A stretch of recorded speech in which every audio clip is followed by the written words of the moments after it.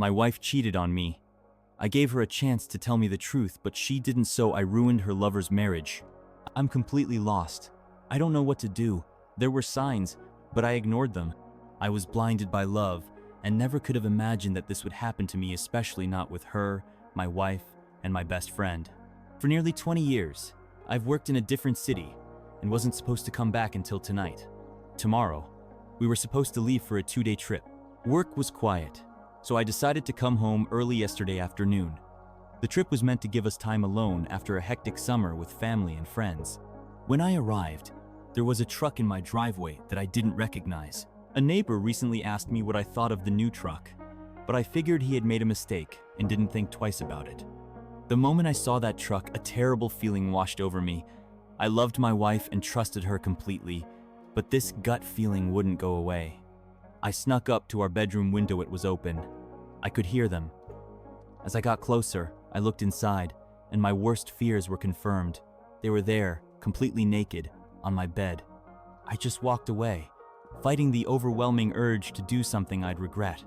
I don't know what comes next for me. I drove straight to our family cabin and drank whatever I could find.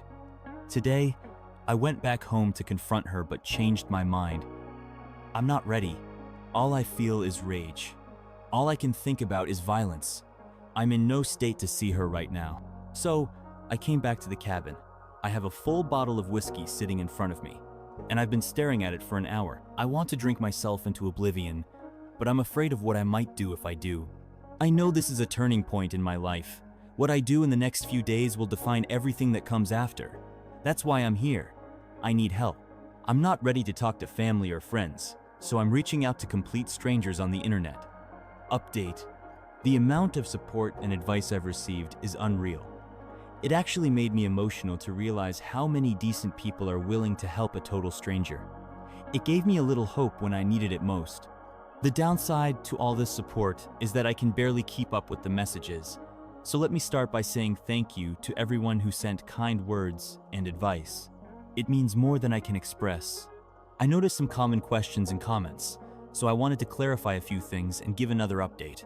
Today, I feel a lot better. The pain has mostly faded. There's still that gut punch feeling, but for the most part, I've started looking ahead. It's only been 2 days, so it feels weird, like the calm before the storm. Or maybe I'm just tougher than I thought. A few details people asked about. We don't have kids. We were planning to start trying soon. We just sold our house and we're about to move closer to my job. The new owners will take possession soon. I owe my neighbor a thank you. He tried to warn me subtly, and I brushed it off. The signs I ignored? Looking back, they were there. She started texting late at night, which was unusual for her. She started going out with friends after work, which was also out of character. I was happy she was being more social, but now I know why. She had a weekly yoga class, but apparently, she wasn't paying for lessons because one of the instructors was her coworker, and she helped with organizing and cleaning. Also, I always thought she was way too stiff for someone who did yoga. The calls from unknown numbers. We usually answer each other's phones if one of us isn't around. A few times she got calls from numbers that hung up immediately when I answered. Then, my brother showed up. We had a long, serious conversation. He's always been my real best friend. I realized that no matter what happens, he'll always have my back, just like I've always had his. Even when we fight, he always proves what real friendship looks like. Since I was supposed to be away last night, I decided to test something. At work, we aren't allowed to use our phones, so she wouldn't expect me to call. I texted her saying I had to go to one of our company's remote sites and wouldn't be able to talk all weekend. I also told her to cancel our reservations and that I'd rebook later. Her response? She said she'd take her best friend on the romantic getaway instead. But I knew damn well she wasn't talking about the person she wanted me to think she meant. I told her it was too late. I had already given the reservation to my brother and his wife since it was non-refundable, and they promised to pay me back next month. And that's where I am now. This morning, I canceled all our reservations except for the romantic suite. My brother is coming with me instead. Fortunately, the hotel allowed us to swap the honeymoon suite for a twin room. There's also a beautiful lake nearby with boat rentals, and since it's been a while since we had some proper brotherly time, this actually works out. Having a few days where I don't have to text her or talk to her takes off some of the stress. It gives me space to think. Right now, I'm set on divorce. Honestly, I don't see another way forward. My brother supports me, but suggested I take a couple of weeks to process everything and speak to someone first. His wife knows a family counselor who agreed to meet with me on Monday. I doubt it'll change my mind, but at the very least, it might help me sort through the chaos in my head. I also took the advice of several people online and started consulting with lawyers just to prepare for what feels inevitable. I want to do this the right way. I never thought she was the kind of person who would try to screw me over. But then again, I never thought she'd cheat on me either. So I'm making sure I'm ready for anything. For now, I'm just going to focus on making the most of this weekend. Second update. A lot has happened in the last few days. Starting with the less important stuff, my brother and I drove nearly 5 hours to a vineyard hotel. I can't tell you how much I appreciated having him there. More than anything, it felt like a real heart-to-heart conversation that helped clear my head. After listening to me vent for most of the drive, he went out for dinner while I stayed in the room. He brought back some food for me and even managed to rent a boat for us the next day. On Saturday, we went fishing. The hotel owner knew about our plans and was kind enough to pack a cooler with food and drinks for use, a way to make the romantic package work for two brothers. It was a nice gesture. The fishing trip itself was a bust. We each caught a couple of small trout but had to throw them back. Luckily, the snacks from the hotel made up for it. By noon, we gave up and spent the rest of the day driving through wineries and farm stands, buying food and a few cases of wine for my brother's wife, Jen. That evening, we went out and got the biggest tomahawk steak we could find. On Sunday, we drove back to Matt's place. He lives about an hour from my house. When we got there, Jen was waiting for us. We cracked open a bottle of chilled white wine, and that was the official end of my weekend. Then Jen told me something. While we were away, she decided to check in on my wife. She told me that he was at my house on Friday night. He stayed all night. Saturday morning, Jen made it back to my neighborhood just in time to see him leaving. She followed him home and found out where he lives. That night, my wife stayed at his place the same night she was texting me, telling me how much she loved and missed me. Jen split her time between visiting family in my city and keeping an eye on my wife. On Sunday morning, she happened to be there when my wife left his apartment. She took a few photos of them hugging and kissing before she got into her car. I don't want to see them. That was the final straw for me. If she can switch between me and him so easily, if she can tell me she loves me while being with someone else, then there's nothing left. There's no future for us. Still, I've decided not to make any rash decisions purely based on emotions. I need to keep my head clear. And then Jen mentioned something else. She had arranged for Sharon to come over for dinner. Sharon is the counselor Jen found for me. To be clear, she's never met my wife. This was our first time talking. Sharon turned out to be an incredibly kind person. We got along immediately. After dinner, we took Matt's dogs for a walk so we could talk in private. She was exactly what I needed. She let me talk without making me feel like I had to defend myself. It was surprisingly therapeutic. Even though I feel comfortable with my brother, this was different. This was something I really needed. For the same reason, I think talking to all of you here helps too. Writing this all out helps me untangle the mess in my head. We walked for about an hour. The only real advice Sharon gave me was this: don't put off talking to my wife. She said the longer I wait, the harder it will be. She told me that right now, the most important thing I need is clarity, and my wife is the only person who can give it to me. That night, Jen and Matt offered to let me stay with them for as long as I needed. I knew that Matt and I had a limit when it came to living together, so I reached out to my boss. He was able to arrange for me to stay in the company's housing for an extended period.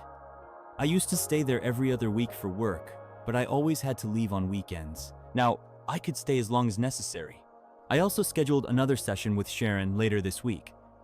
Our walk had been more helpful than I expected, so I figured another conversation might be useful. Sunday night, I just lay in bed, trying to figure out how to approach the conversation with my wife. Even the imagined scenarios in my head filled me with anger and sadness. I decided to wing it. I tend to do well under pressure. Yesterday morning, I woke up, said goodbye to Matt and Jen, and drove home. The whole way there, I kept thinking, what if he's there when I arrive? Then I realized that would probably send me right back into the rage I felt a few days ago. I decided to drive past the house first. His truck wasn't there, neither was my wife's car. I went inside and grabbed the things I wasn't willing to leave behind, mostly photos and family heirlooms. I packed them in my car and then drove to his apartment. Her car wasn't there, but his truck was. I texted her to ask where she was. She said she was grocery shopping. I trust her so little now that I actually drove past the store to make sure she was really there. I hate admitting that, but my trust is completely shattered. This was the only way I could be certain. I texted her again, telling her to just go home, we needed to talk. She responded, "What's wrong?" I just told her she needed to be ready for an honest conversation and turned off my phone. 15 minutes later, she walked through the door. She came straight to me, trying to hug and kiss me like always. I turned away. She asked again, "What's wrong?" That's when I told her she needed to start being honest with me. She acted clueless. She said she didn't know what I was talking about. I said, "Fine. If you can't be honest, then I'm leaving." She started to panic. "You mean the yoga?" she blurted out. That was interesting. At least now we were getting somewhere. "What about yoga?" I asked. She admitted she hadn't been going. A summary of the rest of the conversation. "If you weren't at yoga, where were you?" "I was just going on walks to clear my head. I've been really stressed." "Why were you so stressed? And why did you lie about it?" "The move has been overwhelming and I didn't know how to tell you." "So instead, you decided to lie?" "I didn't mean to. I just didn't want to add to your stress." "I don't feel stressed. I feel like you're not telling me the whole truth." "What do you mean?" "I mean, I don't think you're just lying about yoga. Be honest with me." "I don't know what else to say." "Are you talking about last weekend, when you said you went out for drinks with your friends and came home late?" "Yes." "Did you really go out with your best friend that night?" "Number." "Then who were you with?" "No one. I drank alone." "You expect me to believe that? You suddenly started drinking alone?" "Maybe I have a problem. Maybe we can talk about it later. This is your last chance. Tell me the truth, or I'm gone." I don't know what else to say." "All right. Then I'm leaving." I got up and walked out. Normally, when we argue, I take a drive to cool off. She probably thought this was the same situation until she realized I had packed my clothes, toiletries, and my Xbox. That's when the calls started. She begged me to come back. She said she didn't understand why I was so upset, that she didn't know what I thought she had done. She kept repeating that she loved me and would never hurt me. Hearing her say that cut deeper than I expected. Those words used to comfort me. Now, they felt like a dull, jagged knife ripping through my chest. I couldn't take it anymore, so I hung up. She called about 40 more times before I was ready to answer again. This time, her first question was, "Did you talk to Karen?" Karen is her best friend. I asked why she was asking. Her response, "Come home. I don't want to talk about this over the phone." I agreed. I drove around a little longer to calm myself down, then finally headed home. The conversation went like this. Her, "So I guess you talked to Karen." Me, "Number." She hesitated. Then she started talking. "A few weeks ago, while you were at work, Karen and I went out for drinks. A couple of guys started buying us rounds, and we just played along. When we left, one of them tried to kiss me. I pulled away immediately and told him I was married. I felt awful about it. I wanted to tell you, but I was stupid and decided to keep it from you." Then she added, "Karen slept with one of them, and without my permission, she gave his friend my number. He's texted me a few times since then, but I never responded." Me, "Can I see your phone?" She handed it over. It was completely wiped.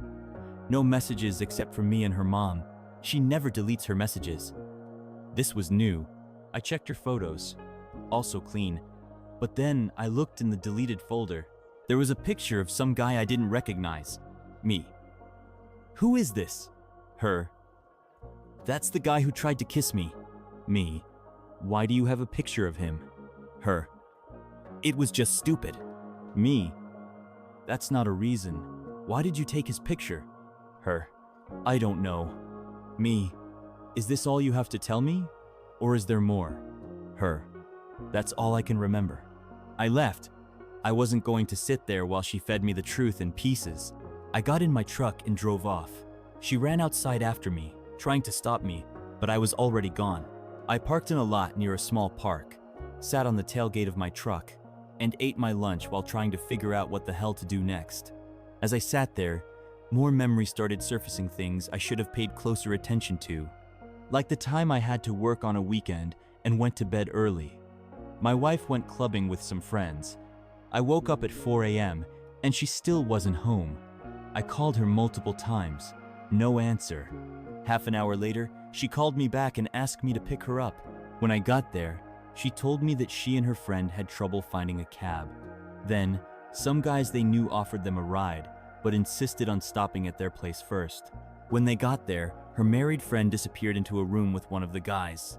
My wife said she looked for her at first, but then gave up and just drank with the other guys in the kitchen while she waited. She claimed she never heard her phone ringing. We fought over it. She swore she was disgusted by what her friend did and cut her off completely. I thought that was the end of it. Then there was the time she went to another city for a girls' night at pajama party with 3 other women, drinking and movies. At least, that's what she told me. She called me around 1 a.m. to say goodnight. We talked for about 20 minutes. She kept saying what a great night they were having. Then, I heard a man's voice in the background. I asked her who it was. At first, she pretended she didn't hear it. Then it happened again, louder this time. She couldn't deny it. Oh, yeah, a friend brought a couple of guys over. Everyone is really annoyed about it. She was drunk and 3 hours away from me. I had no choice but to take her word for it. We fought again. I was pissed that she didn't just tell me that there were guys there. She promised she'd never put herself in that situation again. Obviously, that was a lie. After running through all of this in my head, I decided to give her one last chance to tell me the whole truth. I turned my phone back on. It rang almost immediately. She was screaming and begging me to come home, so I did. When I walked in, she collapsed onto me, sobbing. She sat down on the couch, rocking back and forth like a crazy person, repeating, "I'm sorry, I'm sorry, I'm sorry." Me. What are you sorry for?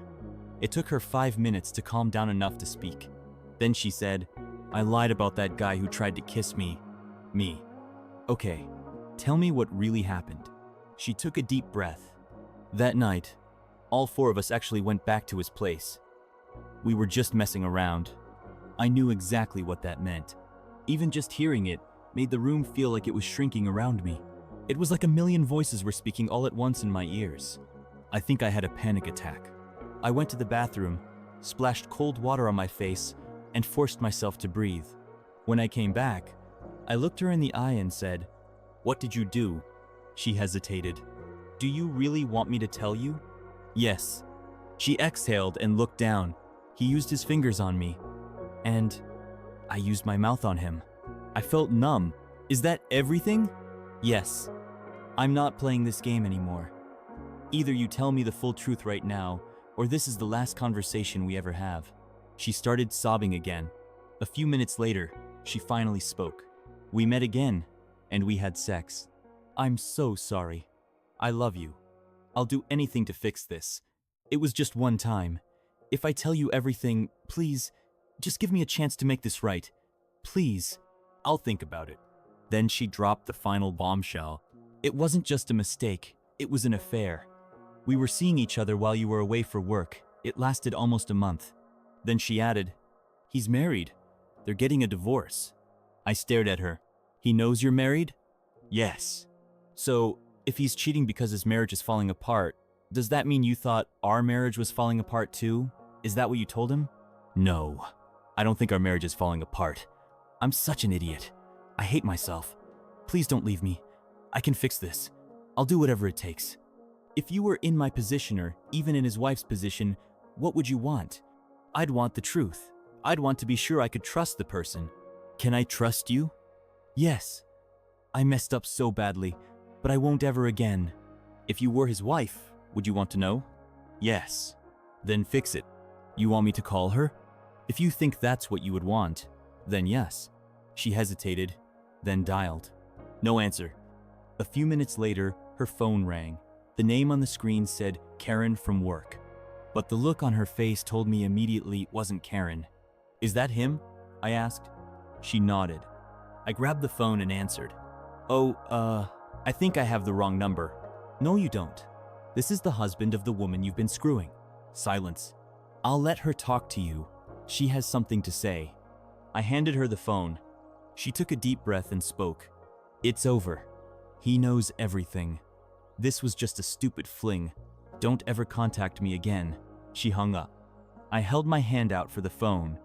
Before she could give it to me, I asked, "What divorce lawyer are you hiring?" She froze. "I'm divorcing you." Then I turned back to the phone. "Oh, and by the way, did you tell my wife you were getting a divorce?" Silence. "No?" "Good. Then I guess I'll talk to your wife." "Please, man. I didn't know she was married. Don't ruin my marriage over a mistake." "You ruined mine over a mistake. It's only fair." "Please don't. She's at work. I'll tell her when she gets home. I swear." "Then do it." And I hung up. I turned to my wife. "What's his wife's name? Where does she work?"